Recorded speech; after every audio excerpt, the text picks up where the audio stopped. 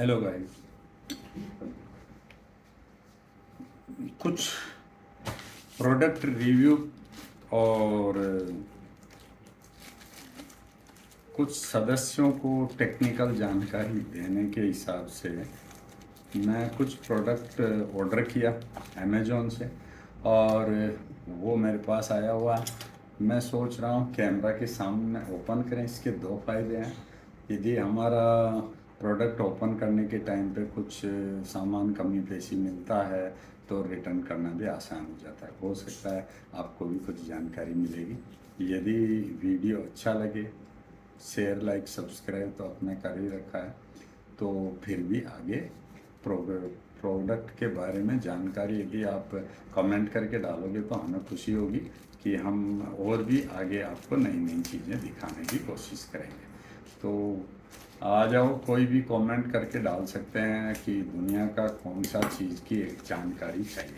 तो एक छोटा सा एनवलप निकला, इसके अंदर एक इन्होंने कुछ बिल भेजा हुआ है। बिल में कुछ आइटम के बारे में लिखा हुआ है जो 47 रुपये का कुछ है। फिर भी देखते हैं इसमें क्या है। कुछ QR कोड वगैरह दिया हुआ है। ये तो उनके प्रोडक्ट को ऑर्डर दोबारा करने के लिए है।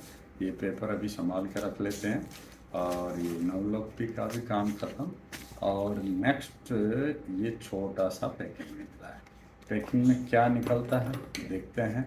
अभी तक एक टेप और लगा के रखा है और जो भी निकलेगा हम उसकी जानकारी देंगे।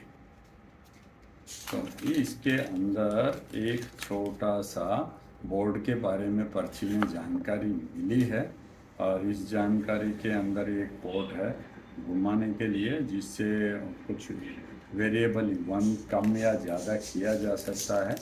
और इस एनवलप में आपको ऐसे पैकेज में कुछ दिख नहीं रहा होगा। मैं इसको अनपैक कर देता हूँ ताकि आपको जानकारी मिल सके। तो यहाँ पे मैं इसको कर देता हूँ यहाँ पे अनपैक। और ये अनपैक करने के बाद इसमें अरे एक नहीं तीन बोर्ड निकला है। 3 बोर्ड निकला है।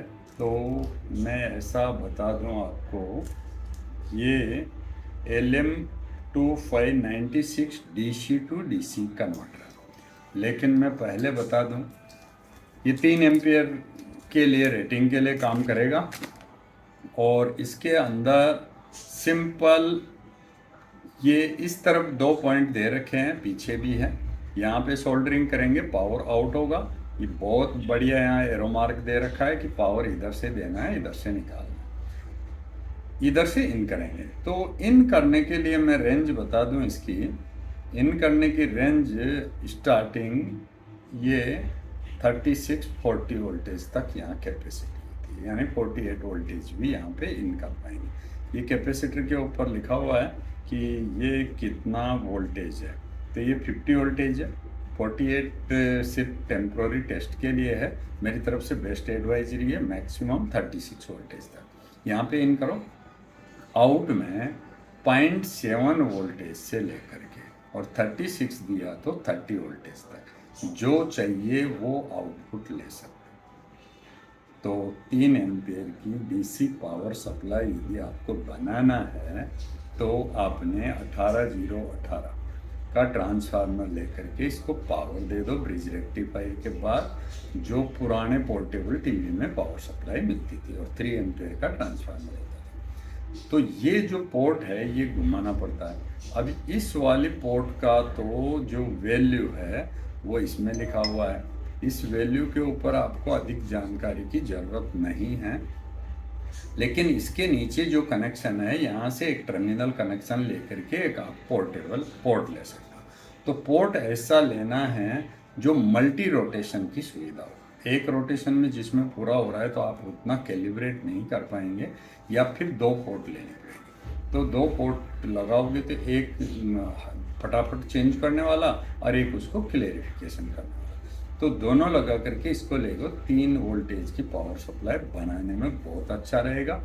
और DC 0 to 100 वोल्टेज का इतना ही साइज का मीटर अवेलेबल है, वो भी 100 रुपीज़ में है।